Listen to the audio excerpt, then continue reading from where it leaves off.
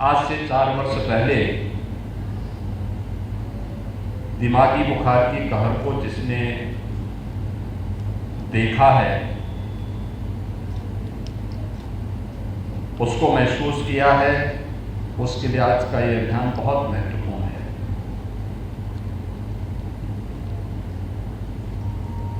यही जुलाई का महीना जैसे ही प्रारंभ होता था, पूरे पूर्वी उत्तर प्रदेश में, और एक समय तो ऐसा था जब प्रदेश के 38 जनपद ऐसे थे जहां कम या ज्यादा मात्रा में इंसेफ्लाइटिस से यानी दिमागी बुखार से मौतें होती थी।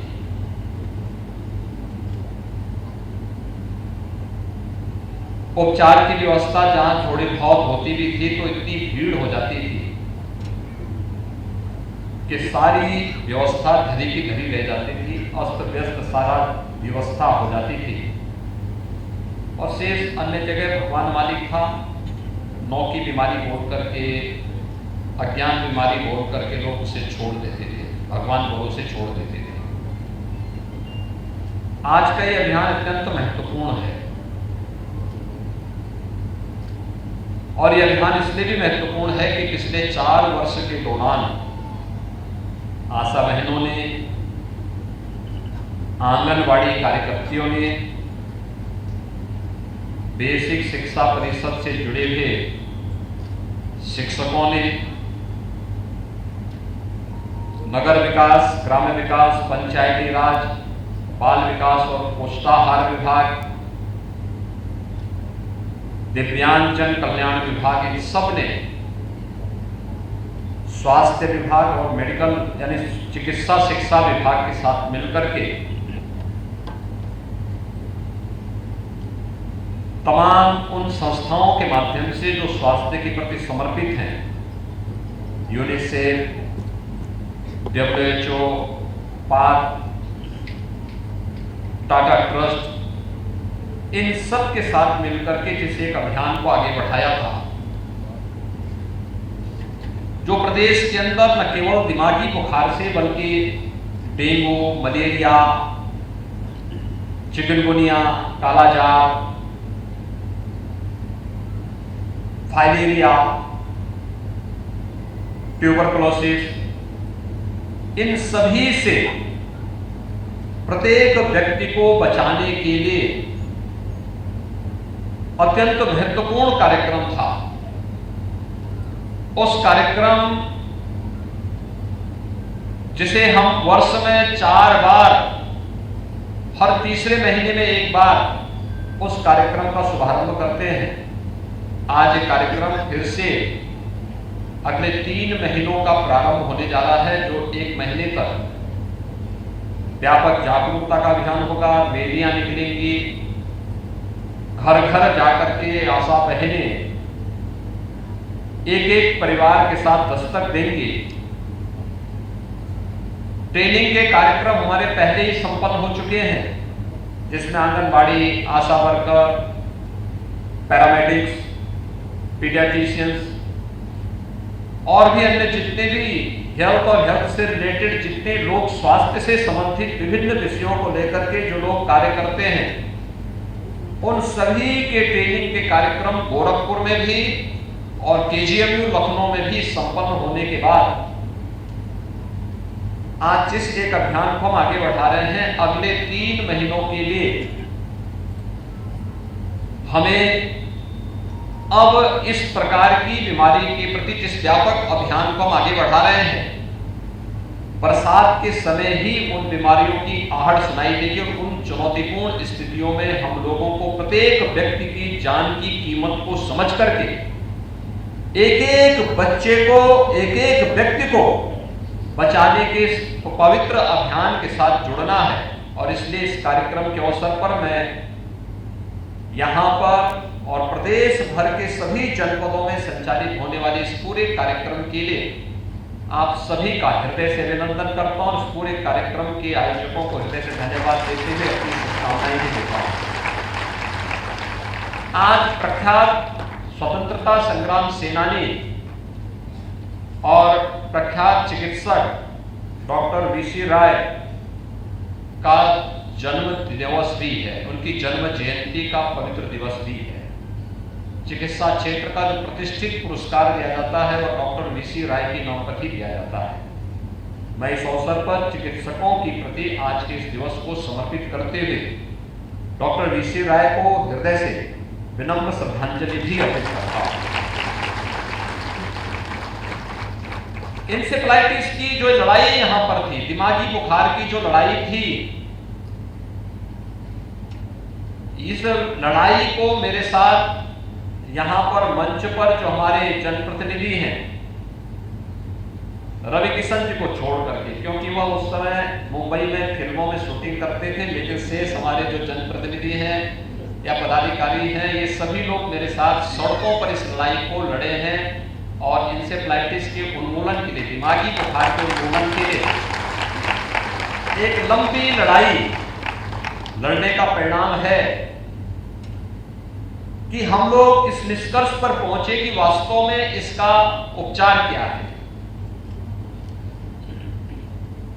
40 वर्षों में पूर्वी उत्तर प्रदेश ने लगभग 50,000 बच्चों को खोया है। 1977 से लेकर के 2017 तक एक क्रम चलता रहा, लेकिन हम सब आभारी हैं प्रधानमंत्री मोदी जी के, जिन्होंने प्रधानमंत्री बनने के बाद जो विभिन्न प्रकार के कार्यक्रम चलाए, उनका लोक स्वास्थ्य के साथ सीधे संबंध था। स्वच्छ भारत मिशन उसमें से एक था। स्वच्छ भारत मिशन यह न्यू बनी दिमागी बुखार के उन्मूलन की दिशा में उठाई जाने वाली कदम था। स्वच्छता के प्रति विशेष अभियान, स्वच्छता के विशेष अभियान के साथ गांव हो या शहर, मोहल्ला हो या कोई गली, हर एक जगह यह अभियान जिस बृहद स्तर पर चला, सभी लोगों ने मिलकर के एक सामूहिकता के साथ जब इस अभियान के साथ जुड़े, ग्रामीण क्षेत्र में पंचायती राज विभाग ने इस कमान को संभाली, ग्राम प्रधानगण, पंचायत समिति के सदस्यगण, क्षेत्र पंचायत, जिला पंचायत, इन सब ने इसके साथ सहभागी बनकर के विधायकों के नेतृत्व में, माननीय सांसदों के नेतृत्व में इस कार्यक्रम को तेजी के साथ आगे बढ़ाया। शहरी क्षेत्र में इस कार्यक्रम को मेयर, पार्षद, विभिन्न स्वयंसेवी संगठनों ने स्वास्थ्य विभाग और नगर विकास विभाग के साथ मिलकर के इस कार्यक्रम को आगे बढ़ाया। शुद्ध पेयजल की आपूर्ति के कार्यक्रम के साथ भी ग्राम्य विकास विभाग और नगर विकास विभाग जुड़े। स्वच्छता सैनिटाइजेशन के कार्यक्रम को तेजी के साथ आगे बढ़ाने और स्वास्थ्य विभाग ने जगह जगह इंसेफ्लाइटिस ट्रीटमेंट सेंटर स्थापित करने, सामुदायिक स्वास्थ्य केंद्रों में पीडियाट्रिक के आईसीयू की स्थापना, हर जिला चिकित्सालय में एक पीडियाट्रिक के आईसीयू की स्थापना, हर बाल रोग विशेषज्ञ को प्रशिक्षण के साथ जोड़ना, जितना नर्सिंग और पैरामेडिक स्टाफ था उन सबके प्रशिक्षण को जोड़ने के साथ ही जब व्यवस्था उसके सर्विलांस को और मजबूत किया गया कि कहीं कोई बुखार होगा, किसी व्यक्ति को किसी गांव में बुखार है, किसी बच्चे को बुखार है, तो बिना इंतजार किए उसको तत्काल इंसेफ्लाइटिस ट्रीटमेंट सेंटर में ले जाना। आशा बहनों ने इस दायित्व को निभाया। इंसेफ्लाइटिस ट्रीटमेंट सेंटर में अगर ये लगता है कि उपचार से ठीक हो सकता है तो तत्काल उसको दवा प्रारंभ कराओ, अन्यथा वहां से उसे सीएससी में रेफर करो। सामुदायिक स्वास्थ्य केंद्र में आया, अगर उपचार से ठीक हो सकता है, डॉक्टर अस्वस्थ है तो उसके उपचार की उचित व्यवस्था थी, और अगर उसे लगता है कि थोड़ी सी उसे इसमें कंफ्यूजन है तो तत्काल उसे जिला चिकित्सालय के लिए उसी सरकारी एम्बुलेंस से भेज देता। सरकारी एम्बुलेंस से फिर वहां से अगर जिला चिकित्सालय में लगता था कि उसे थोड़ा सी कठिनाई महसूस हो रही तो तत्काल उसको बीआरडी मेडिकल कॉलेज में सरकारी एम्बुलेंस ही लाने की व्यवस्था थी। बीआरडी मेडिकल कॉलेज में हर बेड पर यहां पर वेंटिलेटर लग गए थे, पर्याप्त चिकित्सकों की व्यवस्था भी थी, आईसीयू बहुत अच्छे बन गए थे यहां के, और हर प्रकार की सुविधाएं यहां पर देने के साथ ही भारत सरकार के सहयोग से हम लोगों ने यहां पर अब तो गोरखपुर के बीआरडी मेडिकल कॉलेज यानी अकेले सरकार का देश का एकमात्र सरकारी मेडिकल कॉलेज है जिसमें वायरोलॉजी सेंटर भी जहां पर स्थापित हो चुका है। देश के अंदर कहीं और जगह नहीं है।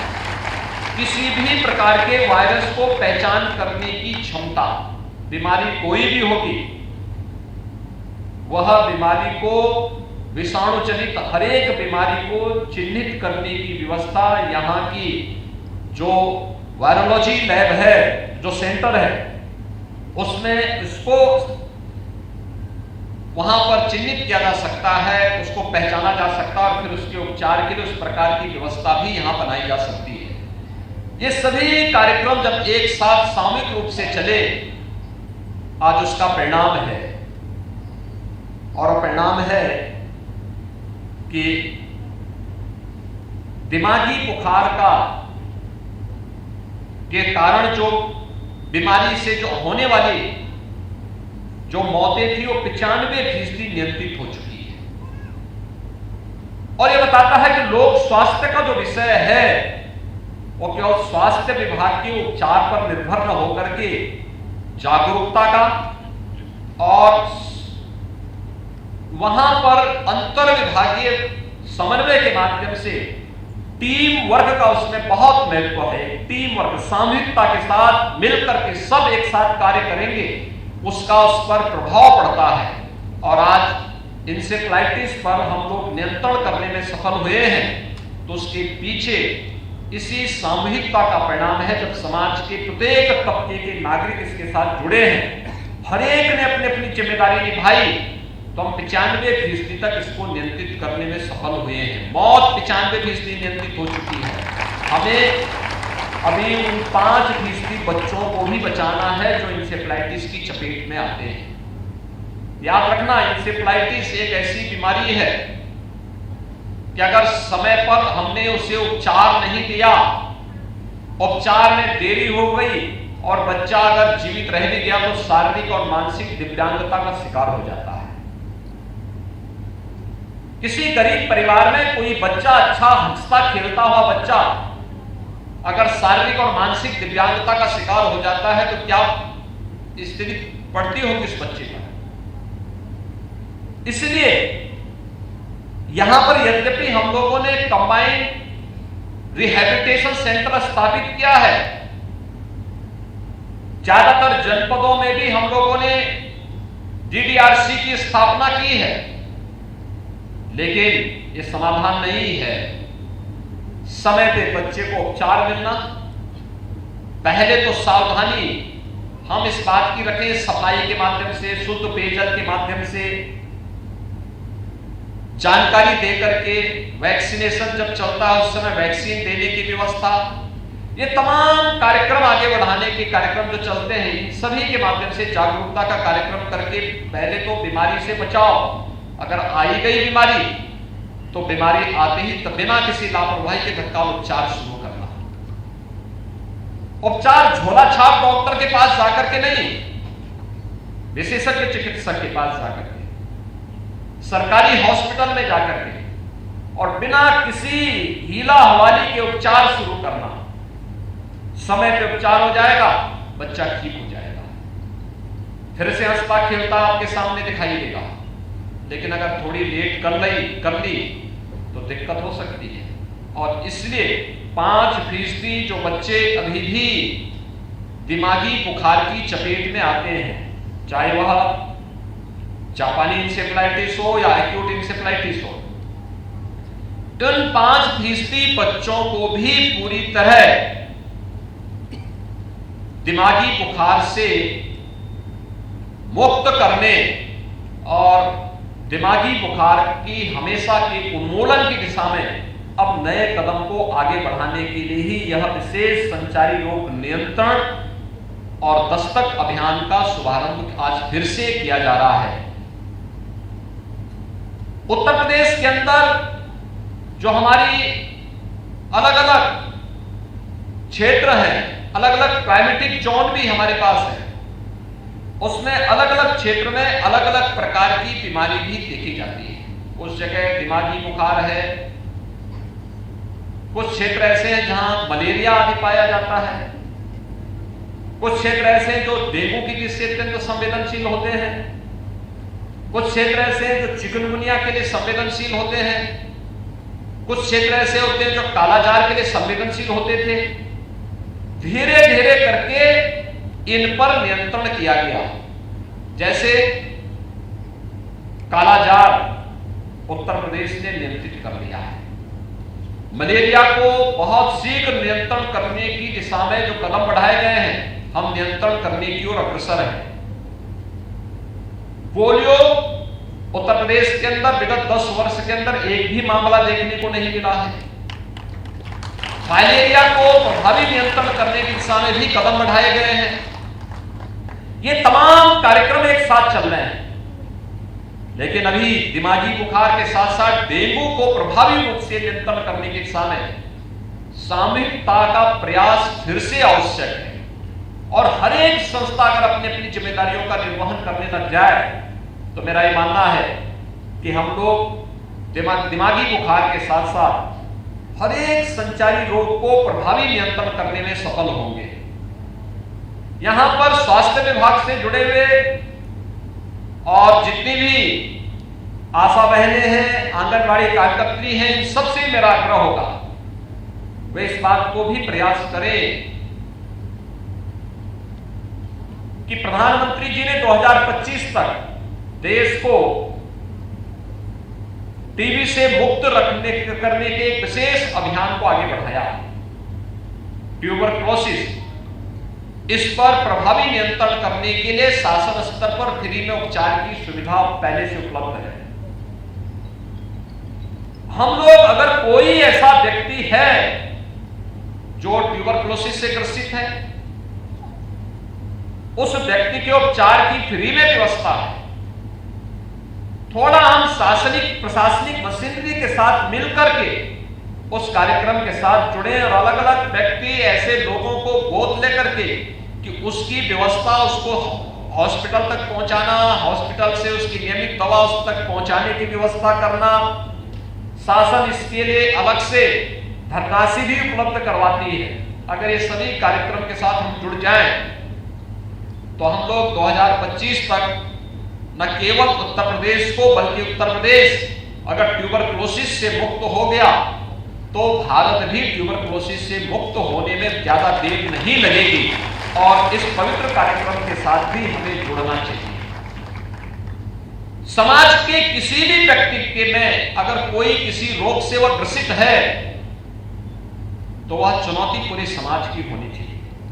और यह तब और महत्वपूर्ण हो जाता है जब सदी की सबसे बड़ी महामारी के दौरान हम लोगों ने रोग क्या होता है, उसका संक्रमण क्या होता है और उसकी कीमत लापरवाही में कैसे चुकानी पड़ती है, यह आपने अपनी आंखों से देखा होगा। बीमारी को कभी लापरवाही से नहीं देखना चाहिए, कभी उसके पर उसको नजरअंदाज नहीं किया जा सकता है। और आज जब संचारी रोग नियंत्रण का यह अभियान, विशेष अभियान चल रहा है, मुझे पूरा विश्वास है कि हमारी आशा बहनें, आंगनवाड़ी कार्यकर्त्री स्वास्थ्य विभाग के साथ